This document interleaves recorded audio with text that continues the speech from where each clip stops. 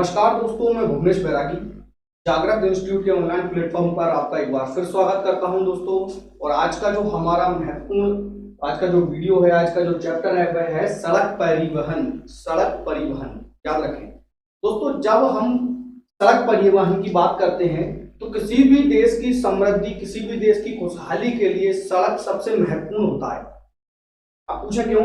कारण होता है दोस्तों, जिस जगह पर मान लीजिए सड़क सुविधा नहीं होती है वहां पर किसी भी प्रकार से यातायात नहीं हो सकता है। सही है। जब यातायात नहीं होगा तो वहां लोगों का आवागमन भी नहीं हो पाएगा। तो उस देश में मैक्सिमम चांसेस रहते हैं दोस्तों, कहीं से कहीं तक भी जगह हम देखते हैं घूमने के लिए लोग बाग नहीं जाते। मान लीजिए अगर जो बच्चों के लिए स्कूल की रास्ते ही सही नहीं है तो हम बच्चों को ज्यादा सड़क के माध्यम से कैसे पहुंचा पाएंगे? सही है ना। तो सड़क परिवहन सभी चीजों के लिए महत्वपूर्ण होता है। ठीक है। मान लीजिए कोई भी किराने का एक दुकानदार है जो अपने बाहर से कुछ सामान परचेज करता है, मंगाता है बाहर से, तो वह किस माध्यम से मंगाएगा? सड़कों के माध्यम से मंगाएगा दोस्तों, निश्चित रूप से, है ना।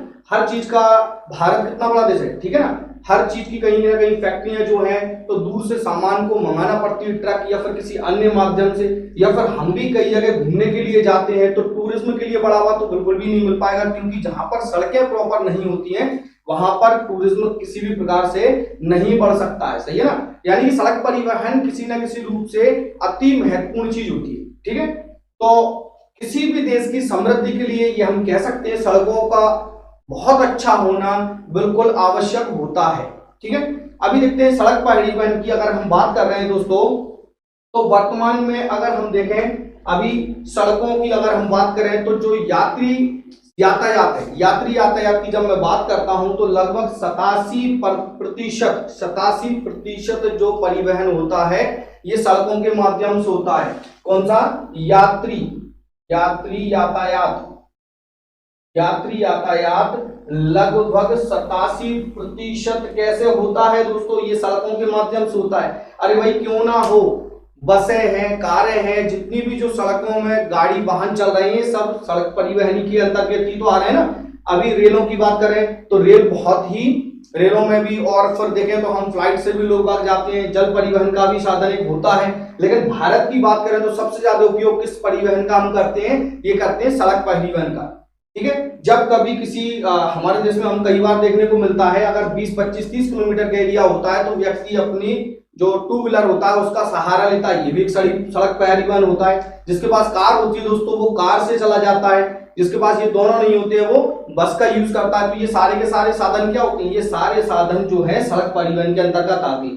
तो सबसे ज्यादा यात्री यातायात में किसका उपयोग होता है? सड़क परिवहन का 87% उपयोग होता है। और अगर बात करते हैं हम जो माल ढोने के लिए उपयोग होता है, माल परिवहन कहलाता है, ये होता है 60%। माल परिवहन में, माल यातायात में कितना उपयोग होता है? लगभग 60% उपयोग किया जाता है। ठीक है। सड़क परिवहन का बड़े बड़े जो ट्रक होते हैं, ट्रकों से सामान मंगाए जाते हैं, जैसे सीमेंट हुआ, गेहूं हुआ, पूरा का पूरा जो गेहूं व्यापार या फिर अनाज का व्यापार होता है ये पूरी तौर से सड़क परिवहन पर निर्भर होता है। ठीक है। फिर दोस्तों अगर हम बात करते हैं सड़क परिवहन की तो यहां पर प्रबंधन के हिसाब से सड़क परिवहन को 3 भागों में हम बांटते हैं।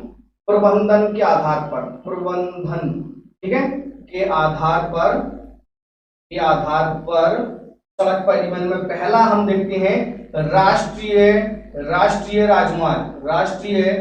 राजमार्ग, ठीक है। दूसरा होता है दोस्तों राज्यों के राजमार्ग, ठीक है, राजमार्ग दूसरा, ठीक है।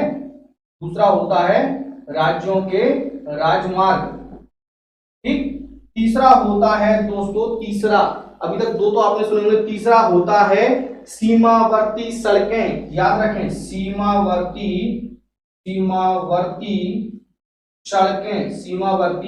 सड़कें, ठीक है। अभी दोस्तों आपने एक चीज नोट की होगी, जब भी कहीं हम जाते हैं तो सड़कों के किनारों पर जो कुछ पत्थर लगे रहते हैं, कलरफुल पत्थर होते हैं। जैसे कि अगर मैं बात करता हूं, अगर कोई पत्थर पर ऊपर की तरफ, देखिए नीचे तो हमेशा सफेद कलर रहता है ना, सफेद रहेगा, नीचे की ओर तो ऊपर की ओर का कलर बदल जाता है। जैसे मान लीजिए अगर ऊपर पीला कलर है, ऊपर कौन सा कलर है? यहाँ पर पीला कलर है, तो आप निश्चित रूप से मान लीजिए कि आप किस रोड पर चल रहे हैं। अभी ये चल रहे हैं आप नेशनल हाईवे, राष्ट्रीय राजमार्ग पर चल रहे हैं। कहां पर? राष्ट्रीय राजमार्ग। ठीक है। पर अगर पत्थर पर नीचे व्हाइट और ऊपर की तरफ मैं अगर बता दूं हरा कलर होता है, कौन सा कलर होता है? हरा कलर होता है, तो आप मान लीजिए आप स्टेट हाईवे पर चल रहे हैं। ठीक है। कहां पर चल रहे हैं? राज्य मार्ग, राज्य के राजमार्ग। ठीक है। और अगर मान लीजिए पत्थर पर नीचे सफेद, तो तीनों में चारों में रहेगा ना, चार टाइप के पत्थर होते हैं, नीचे व्हाइट और ऊपर की तरफ अगर मान लीजिए कलर काला हो जाता है, कौन सा कलर? काला, तो मान लीजिए आप जो हैं जिला रोडों पर हैं, जिला सड़क पर हैं, यानी कि आप जिले की कोई सड़कें हैं। ठीक है ना। और अगर मान लीजिए पत्थर पर नीचे व्हाइट और ऊपर का कलर ऑरेंज है, कौन सा कलर है? ऑरेंज कलर है, तो आप मान लीजिए आप किसी ग्राम सड़क में हैं, ग्राम सड़क पर हैं, गांव की सड़क पर है ना। तो ये कुछ पहचान होती है जिससे आप ये समझ सकते हैं कि वर्तमान में आप जिस सड़क पर अभी चल रहे हैं यह किस जगह पर आती है, या फिर किस रूप में मानी जाती है ना। जैसे राष्ट्रीय राजमार्ग पीला कलर, राज्यों के राजमार्ग हरा कलर, जिले की कोई सड़क होती है वो होती है काले कलर के पत्थर ऊपर रहेंगे, और ग्राम सड़क का कलर होता है ऑरेंज कलर। सही है दोस्तों। देखिए चलिए आगे चलते हैं हम। तो पहले हम देखते हैं सड़कों के बारे में, भारत की कुछ महत्वपूर्ण सड़कों के बारे में। ठीक है। कुछ महत्वपूर्ण जानकारियों को देखते हैं, और ये याद रखें, कलर से आप याद रख सकते हैं कि आप वर्तमान में जिस सड़क पर चल रहे हैं वह कौन सी सड़क है। ठीक है। पर अगर मैं बात करता हूं दोस्तों भारत में, अगर मैं नेशनल हाईवे की बात करूं सबसे पहले, ठीक है, तो नेशनल हाईवे, राष्ट्रीय राजमार्ग, राष्ट्रीय राजमार्ग। ठीक है। तो भारत में अभी लगभग 250 राष्ट्रीय मार्गों की संख्या हो चुकी। कितनी? लगभग 250 नेशनल हाईवे हैं अभी वर्तमान में भारत में, जिनमें से लगभग 235 लगभग पूरी तौर से कंप्लीट हो चुके हैं और 15 का लगभग काम अभी चल रहा है। ठीक है। तो ऐसे 250 नेशनल हाईवे हैं भारत की। अगर मैं बात करता हूं सबसे लंबा नेशनल हाईवे कौन सा है, तो आप जानते हैं भारत का सबसे लंबा नेशनल हाईवे होता है NH44। ये कहां से कहां तक है दोस्तों? ये होता है श्रीनगर से कन्याकुमारी तक। कहां से? श्रीनगर से कन्याकुमारी तक। याद रखें भारत का सबसे लंबा नेशनल हाईवे दोस्तों। NH3 जो था उसका नाम और क्षेत्र को यानी कि लंबाई को बढ़ाकर, और NH44 अभी जो है सबसे लंबा नेशनल हाईवे हो चुका है। पहले आंसर होता था NH3 भारत का सबसे लंबा नेशनल हाईवे। ठीक है ना, वाराणसी से कन्याकुमारी, लेकिन अभी है श्रीनगर से कन्याकुमारी। ठीक है। अभी बात आती है भारत का सबसे छोटा नेशनल हाईवे कौन सा है। भारत का सबसे छोटा नेशनल हाईवे कौन सा है? तो सबसे छोटा नेशनल हाईवे की अगर हम बात करते हैं दोस्तों, ये होता है NH47A। याद रखें NH47A। ये कहां है? ये दोस्तों है केरल में। कहां पर है? केरल में एक झील है वेम्बानद झील। याद रखें केरल में झील है कौन सी? वेम्बानद झील है ये। इस झील में एक द्वीप है दोस्तों, द्वीप। कौन सा द्वीप है? ये है वेलिंगटन द्वीप, वेलिंगटन द्वीप। ठीक है। और इस वेलिंगटन द्वीप पर एक नेशनल हाईवे है जिसकी लंबाई मात्र 6 किलोमीटर है। तो याद रहेगा ये सब कुछ। भारत का सबसे छोटा नेशनल हाईवे NH47 का ए है, ये केरल में है। केरल में कहां पर है? केरल में झील है वेम्बानद झील में द्वीप है, वेलिंगटन द्वीप है। वेलिंगटन द्वीप पर ये इसकी लंबाई है वेलिंगटन द्वीप पर भारत का सबसे छोटा नेशनल हाईवे NH47 का ए, जिसकी लंबाई कितनी है? मात्र 6 किलोमीटर दोस्तों। ठीक है। चलिए अब देखते हैं दोस्तों हम, अच्छा NH जो होते हैं यानी कि नेशनल हाईवे जो होते हैं इनकी अगर हम बात करते हैं तो राष्ट्रीय राजमार्गों के प्रबंधन और रखरखाव की जिम्मेदारी पूरी तौर से होती है भारत सरकार की। याद रखें, राष्ट्रीय राजमार्ग जो होते हैं, नेशनल हाईवेज के रखरखाव और प्रबंधन की जिम्मेदारी किसकी होती है? ये होती है भारत सरकार की जिम्मेदारी होती है। याद रखें, ठीक है ना। फिर अगर हम बात करते हैं दोस्तों, कुल जो सड़कें हैं भारत में, जितनी भी सड़कें हैं, चाहे वो नेशनल हाईवे हो, चाहे स्टेट हाईवे हो, या फिर कोई जिले की सड़कें या फिर कोई ग्राम की सड़कें, है ना, तो ऐसे भारत की कुल सड़कों का 2% याद रखें, भारत की कुल सड़कों का 2% नेशनल हाईवे है, राष्ट्रीय राजमार्गों की संख्या, ठीक है। यानी कि टोटल सड़कों का 2% क्या है? नेशनल हाईवे की सड़कें हैं, ठीक है।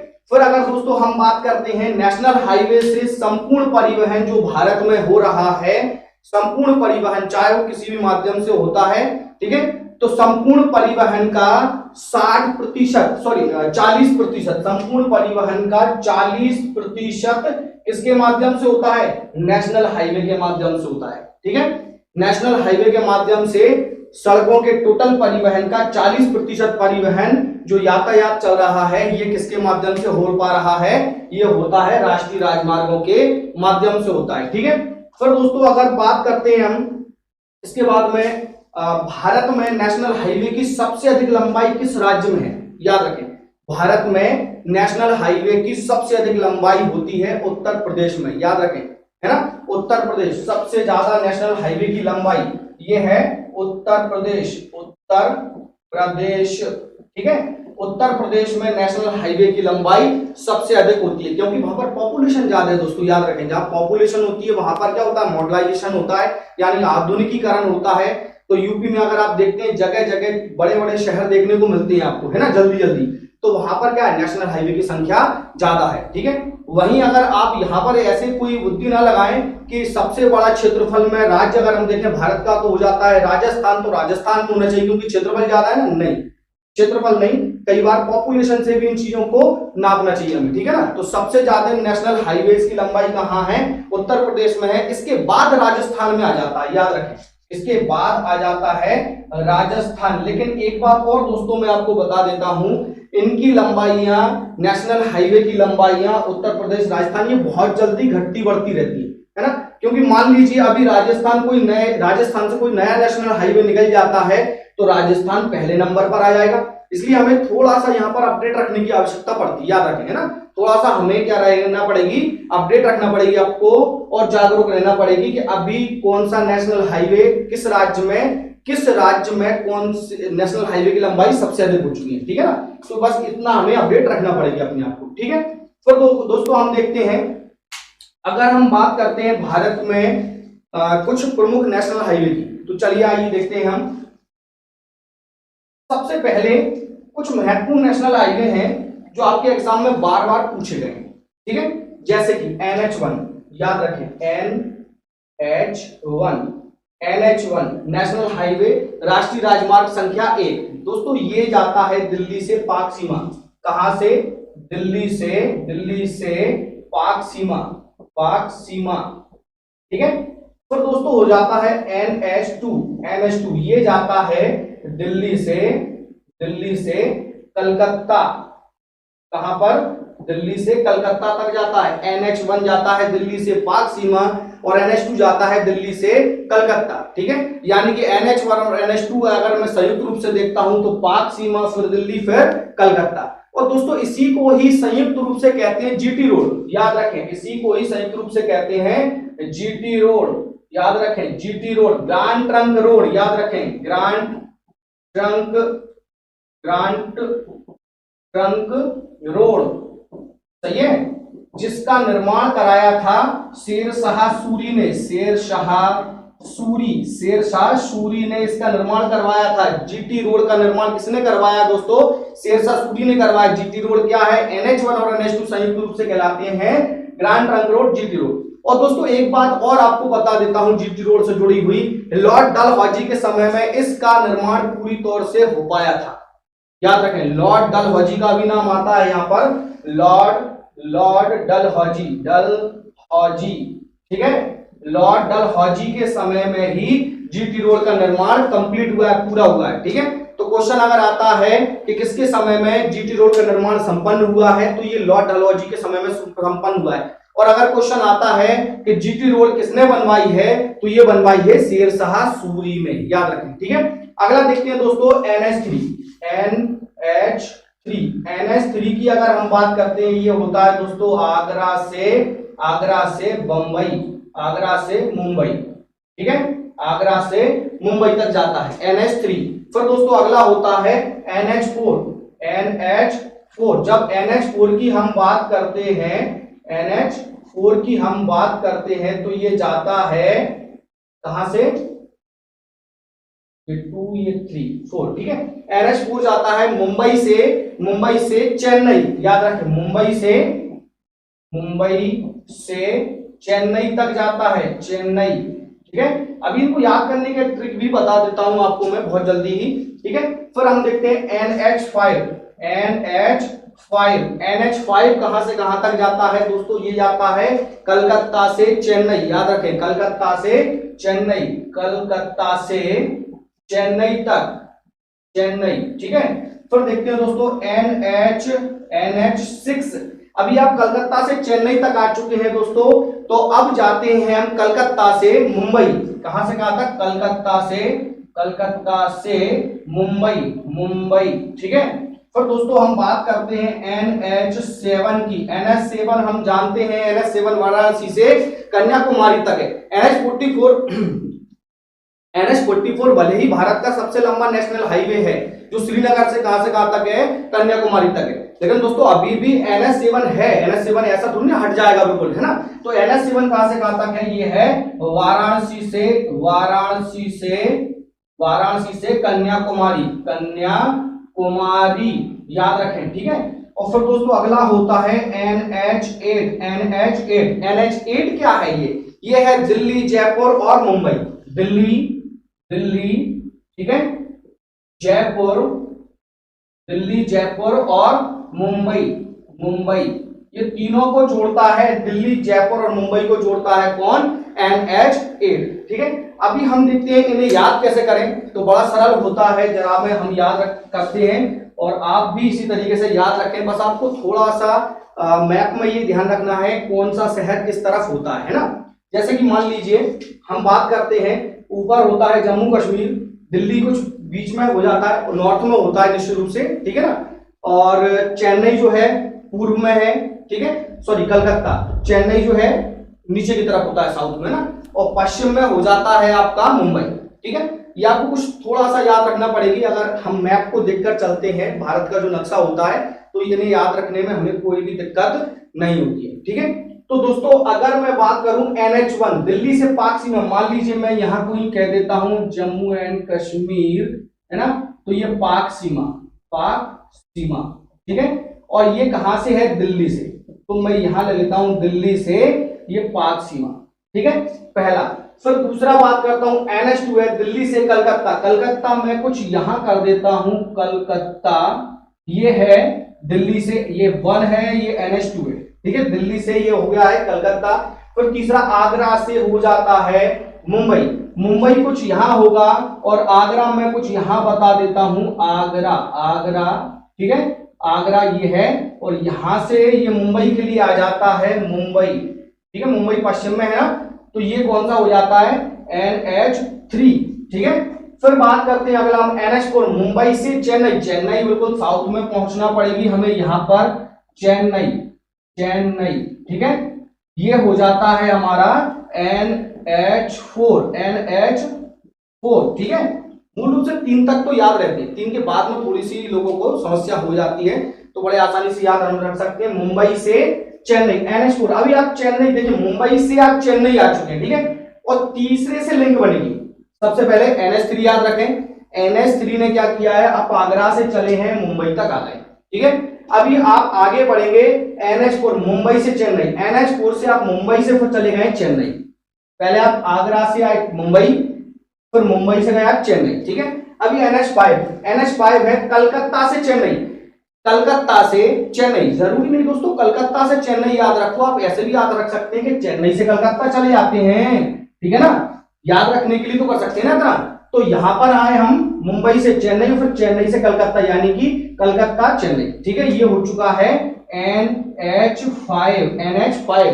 फिर दोस्तों अगला होता है NH6 कलकत्ता से मुंबई, यानी कि यहां कलकत्ता से रिटर्न आ जाइए मुंबई। ठीक है, ये हो जाता है कलकत्ता से मुंबई, ये होता है NH6।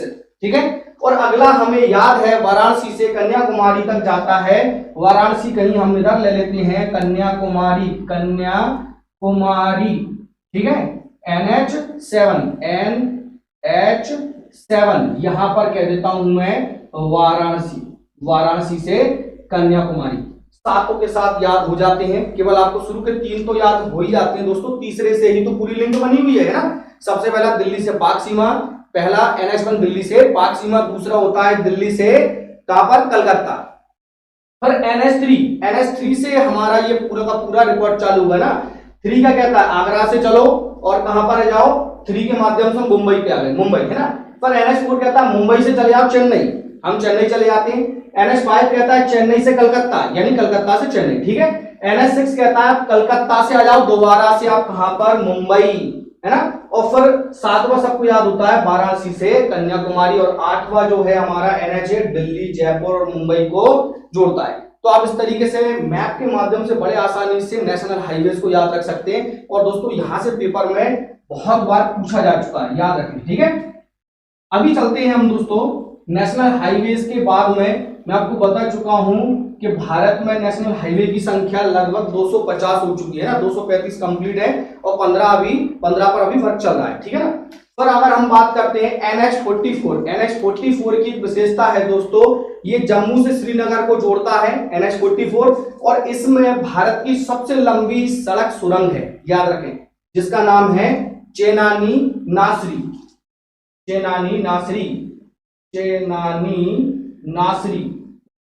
ठीक है, चेनानी नासरी, ये कहां पर है, NH44 में। NH44 जो कहां के लिए जाता है, ये जाता है जम्मू और श्रीनगर के लिए, श्रीनगर। ठीक है, बीच में पड़ती है एक सड़क सुरंग जिसका नाम है चेनानी नासरी, जिसकी लंबाई है 9.2 किलोमीटर। ठीक है, अभी दोस्तों सड़क सुरंग बनाने की आवश्यकता पड़ती क्यों, दोस्तों क्या होता है, जम्मू कश्मीर जो है पूरा का पूरा एक पहाड़ी एरिया है ना। तो रोड, पहाड़ों पर जो रोड बनाने का काम है, यहाँ पर ट्रांसपोर्टेशन में भी बड़ी दिक्कत होती है। ठीक है ना, क्योंकि मान लीजिए अगर आपको 50 किलोमीटर भी जाना है तो आपको 1 घंटे से भी ऊपर का समय लग सकता है। ठीक है ना, क्योंकि रोड बार बार क्या आपको पहाड़ चढ़ना पड़ेगी, फिर उतरना पड़ेगी रोड के माध्यम से। अभी अगर पहाड़ को काट के किसी प्रकार से एक सुरंग बना दी जाती है, और देखिए 9.2 किलोमीटर में ही उस पहाड़ को चढ़ने की आपको आवश्यकता नहीं पड़ी है ना, तो यहाँ पर क्या होता है, यातायात सुगम हो जाता है। ठीक है, और साथ में ही सबसे कम एक्सीडेंटों की संभावना भी सबसे कम हो जाती है। पहाड़ी क्षेत्रों में क्या होता है दोस्तों, दुर्घटनाओं की संभावना भी बहुत ज्यादा होती है। ठीक है, तो ये चेनानी कहां पर है, ये है NH44 में। ठीक है, फिर दोस्तों एक नेशनल हाईवे है NH15 भी याद रखें। ये इसलिए याद रखें क्योंकि अगर प्रश्न आता है कि कौन सा ऐसा नेशनल हाईवे है जो कि मरुस्थल से गुजरता है, कौन सा, NH15, राष्ट्रीय राजमार्ग संख्या 15 जो है ये मरुस्थल से गुजरती है, तो ये महत्वपूर्ण है इसलिए, है ना। पर दोस्तों देखते हैं अगर हम आगे, एक और कई बार प्रश्न बनता है स्वर्णिम चतुर्भुज योजना। ठीक है, यहां से कई बार पेपर में पूछा भी जा चुका है स्वर्णिम चतुर्भुज योजना। ये क्या है, 4 बड़े बड़े महानगरों को जोड़ने का एक कंप्लीट प्रोजेक्ट है स्वर्णिम चतुर्भुज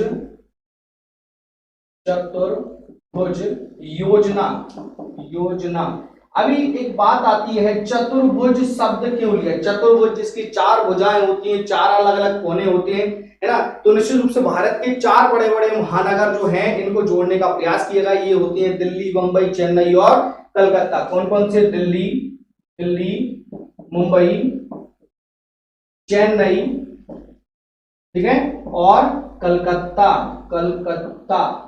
ठीक है, इनको जोड़ने के लिए स्वर्णिम चतुर्भुज एक योजना के माध्यम से, सड़क माध्यम से जो जोड़े गए हैं, जिनकी कुल लंबाई हो जाती है 5846 किलोमीटर। 5846 किलोमीटर ये एक सड़क बनाई गई है ना। अभी एक बात आवश्यक नहीं कि चतुर्भुज के, यानी कि दिल्ली से अगर मैं बात करूं मुंबई के लिए, या फिर मुंबई से चेन्नई की दूरी बराबर हुई, नहीं, इनकी जो लंबाइयां हैं सबकी अलग अलग होती है, लेकिन एक चतुर्भुज की आकृति बनती। क्यों? ऊपर दिल्ली है, मुंबई इधर पर है, चेन्नई नीचे है और कलकत्ता पूर्व में है ना, चारों दिशाओं में, इसलिए इसे नाम दिया गया है स्वर्णिम चतुर्भुज योजना। ठीक है, फिर दोस्तों देखते हैं हम, कई बार एक प्रश्न और पूछा जाता है, कॉरिडोर या गलियारा। कॉरिडोर या गलियारा क्या होता है, देखते हैं। कॉरिडोर, कॉरिडोर या इसे बोलते हैं गलियारा, गलियारा, ठीक है ना। अगर मैं बात करता हूं, भारत में दो प्रकार के दो कॉरिडोर हैं, है ना। नंबर पहला होता है उत्तर दक्षिण, उत्तर दक्षिण कॉरिडोर, उत्तर दक्षिण कॉरिडोर, ठीक है। ये कहां से कहां के लिए जाता है, ये महत्वपूर्ण होता है। ये श्रीनगर से कन्याकुमारी के लिए जाता है, श्रीनगर से कन्याकुमारी, कन्याकुमारी। अभी इसमें याद रखने में कोई बड़ी दिक्कत है नहीं दोस्तों। अब देखिए उत्तर में कहा, जम्मू कश्मीर की बात करते हैं हमें ना, उत्तर में जम्मू कश्मीर और दक्षिण में अगर बात करता हूं तो कन्याकुमारी, यानी कि ऊपर से नीचे भारत में उत्तर से दक्षिण की हम बात कर रहे हैं, तो ये निश्चित रूप से सबसे लंबा जो कॉरिडोर जाएगा ये कौन सा जाएगा, श्रीनगर से कन्याकुमारी ही बनेगा। और फिर दूसरा अगर हम बात करते हैं पूर्व से पश्चिम कॉरिडोर, यानी कि पूर्वी पश्चिमी कॉरिडोर, तो निश्चित रूप से ये जाना चाहिए असम और गुजरात के बीच में, है ना। तो ये असम में सिलचर से लेकर गुजरात के पोरबंदर, ठीक है, याद रखें। असम में कहां पर, सिलचर से कहां पर, पोरबंदर गुजरात, ठीक है, पोरबंदर गुजरात के बीच में है ये कॉरिडोर, ठीक है। पहला कौन सा था, उत्तर से दक्षिण कॉरिडोर श्रीनगर से कन्याकुमारी के लिए है। दूसरा है पूर्वी और पश्चिमी कॉरिडोर है, असम में सिलचर से लेकर के और पोरबंदर गुजरात तक के लिए। दो कॉरिडोर महत्वपूर्ण है ये, ठीक है। पर दोस्तों देखते हैं, अब नेशनल हाईवेज के बाद में अगर मैं दूसरी बात करता हूं आपको, तो ये होती है हमारी राज्यों के राजमार्ग, ठीक है। तो इनकी महत्वपूर्ण विशेषता अगर हम देखें, राजमार्ग की अगर हम चर्चा करते हैं, तो ये विशेषता होती है, इनके रखरखाव और प्रबंधन की जिम्मेदारी कौन लेगा दोस्तों, सबसे महत्वपूर्ण बात तो यही होती है ना। तो इनके रखरखाव और प्रबंधन की जिम्मेदारी होती है राज्य सरकार की, ठीक है। किसकी होती है, राज्य सरकार की। और अगर कोई केंद्र शासित प्रदेश की बात है तो जिम्मेदारी हो जाती है संघ शासित क्षेत्र की, ठीक है। तो ये महत्वपूर्ण बात होती है राज्य मार्गों के विषय में। अभी क्या होता है, राजमार्ग, बहुत सारे राजमार्ग हैं, सभी राज्यों के अपने अपने राजमार्ग होते हैं, इसलिए ज्यादातर क्वेश्चन जो होते हैं केवल राष्ट्रीय राजमार्ग से ही बनते हैं, ठीक है। या फिर कोई महत्वपूर्ण सड़क होती है तो वहां से क्वेश्चन बनते हैं। तीसरा अगर हम देखें, सीमावर्ती सड़क, यहां से प्रश्न आने के चांसेस बहुत बनेंगे दोस्तों। सीमावर्ती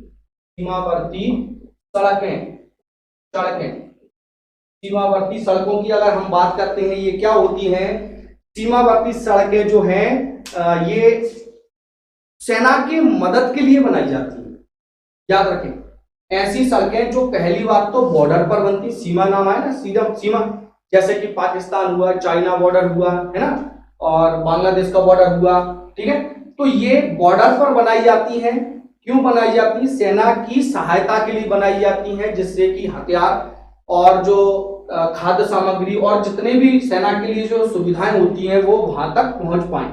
तो सीमावर्ती सड़कें क्या होती हैं, सेना की मदद के लिए बनाई जाती हैं। सड़कें और प्लस हवाई पट्टी भी बनाई जाती है, याद रखें। क्या क्या बनती है इसके अंतर्गत, सड़कें और हवाई पट्टियां। अब इन्हें बनाने का काम करता है दोस्तों सीमा सड़क संगठन, याद रखें। कौन बनाने का काम करता है, सीमा सड़क संगठन। ये याद रखें, ये पेपर में बिल्कुल आने की संभावना रहेगी। इसकी ये एक डिपार्टमेंट की स्थापना की गई है, सीमा सड़क संगठन है ना। इसकी स्थापना हुई थी 7 मई 1960 को, स्थापना हुई है 7 मई 1960 को, है ना। अब 1960 की अगर बात है तो इसकी स्थापना जो की है, इसके संस्थापक कौन होंगे? संस्थापक हैं, याद रखना, संस्थापक हैं इनके जवाहरलाल नेहरू, जवाहरलाल नेहरू, ठीक है, जवाहरलाल नेहरू। अब एक और बात आती है कि इन्हें संचालित कौन करता है, वर्तमान में इनका संचालन कौन कर रहा होता है? तो दोस्तों इनका संचालन का काम होता है रक्षा मंत्रालय का, ये सीधे रक्षा मंत्रालय से संचालित की जाती है, ठीक है। फिर देखते हैं दोस्तों हम, तो ये याद रखें, सीमा सड़क संगठन क्या करता है? जो बॉर्डर की जो एरिया रहते हैं इन पर सड़क बनाने का काम करता है। स्थापना 7 मई 1960 को की थी, संस्थापक थे पंडित जवाहरलाल नेहरू, और ये किसके निर्देश से संचालित होता है? सीधे रक्षा मंत्रालय से। फिर देखते हैं दोस्तों, अगर मैं बात करता हूं सीमा सड़क संगठन की, है ना, तो एक बात आती है कि अभी तक इसकी उपलब्धियां क्या क्या रही हैं, ठीक है। तो कई प्रोजेक्ट महत्वपूर्ण हुए हैं, जैसे पहला प्रोजेक्ट बताता हूं, प्रोजेक्ट हारक, प्रोजेक्ट हारक, ये याद रखें। प्रोजेक्ट हारक का संबंध क्या है दोस्तों? प्रोजेक्ट हारक क्या है? ऐसे क्षेत्र जहां पर नक्सलवाद है, वहां पर सड़क बनाने का काम किया था किसने? प्रोजेक्ट हारक के माध्यम से हुआ है, ठीक है। सीमा सड़क संगठन ने एक प्रोजेक्ट लॉन्च किया था, एक प्रोजेक्ट चलाया था। कैसा प्रोजेक्ट? की जो नक्सलवादी एरिया है वहां पर हम सड़क बनाएंगे, है ना, और उस प्रोजेक्ट को नाम दिया गया था प्रोजेक्ट हारक, यानी कि याद रखें, नक्सलवाद के एरियो में सड़क बनाई थी प्रोजेक्ट हारक के माध्यम से सीमा सड़क संगठन ने, ठीक है। फिर दूसरा हो जाता है प्रोजेक्ट दंतक, याद रखें, प्रोजेक्ट दंतक, ठीक है। अब ये प्रोजेक्ट दंतक क्या है? प्रोजेक्ट दंतक है भूटान और जो नॉर्थ ईस्ट के जो पूरे के पूरे हमारे राज्य हैं, जहां पर बॉर्डर से जो जुड़े हुए हैं, वहां पर सड़क बनाने का काम कौन ने किया है? ये किया है सीमा सड़क संगठन ने प्रोजेक्ट दंतक के माध्यम से, ठीक है। नॉर्थ ईस्ट में सड़क बनाने का काम किया गया है बॉर्डर पर, ये किसके माध्यम से? प्रोजेक्ट दंतक लॉन्च किया था, किसने? सीमा सड़क संगठन ने। और फिर एक प्रोजेक्ट और महत्वपूर्ण होता है दोस्तों, प्रोजेक्ट बीकन, बीकन याद रखें, प्रोजेक्ट बीकन,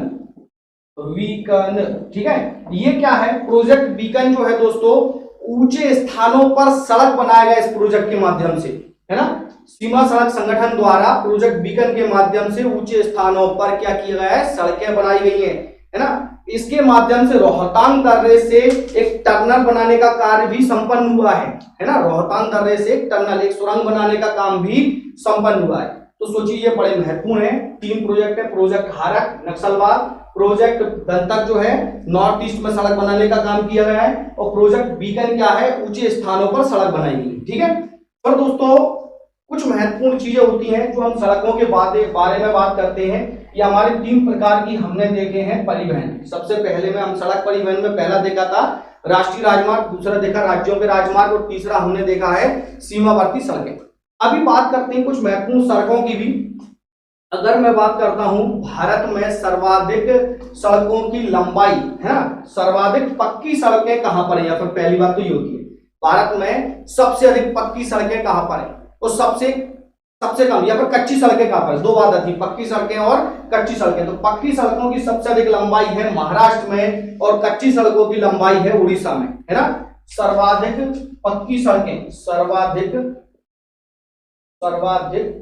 पक्की सड़कें ये कहां पर है? महाराष्ट्र में है, याद रखें, ये प्रश्न आ चुका है। और कच्ची सड़कों की जब मैं बात करता हूं तो ये हो जाता है कहां पर? कच्ची सड़कें सबसे अधिक होती हैं उड़ीसा में, उड़ीसा, है ना, उड़ीसा, ठीक है, ठीक। पर दोस्तों अगला अगर हम देखें कि सड़कों का सबसे अधिक घनत्व, सड़कों का सबसे अधिक घनत्व कहां पर है भारत के अंदर? तो ये होता है पश्चिम बंगाल में। पश्चिम बंगाल में सड़कों का घनत्व सबसे अधिक है। और सबसे कम घनत्व की बात करता हूं तो ये हो जाता है जम्मू कश्मीर में। जम्मू कश्मीर में सड़कों का घनत्व सबसे कम है। उसका कारण है दोस्तों, क्योंकि जम्मू कश्मीर कैसा पहाड़ों पर बना हुआ है ना, लोग भी एक पहाड़ से दूसरे पहाड़ पर रहते हैं, ठीक है। तो अभी नेशनल हाईवे की बात नहीं कर रहे हैं, नहीं तो आप सोचेंगे नेशनल हाईवे की चर्चा कर रहे हैं, नहीं, ये ओवरऑल पूरी सड़कों की बात कर रहे हैं। जहां पर लोग रहेंगे वहीं तो सड़कों का घनत्व ज्यादा बनेगा ना दोस्तों। अभी लोग अगर रहेंगे ही नहीं जिस स्थान पर, तो वहां पर मुख्य सड़क से अन्य सड़क निकालने का कोई कारण बनता ही नहीं है ना। चलिए फिर दोस्तों आगे हम बात करते हैं अगर कि विश्व की सबसे ऊंची सड़क कौन सी है।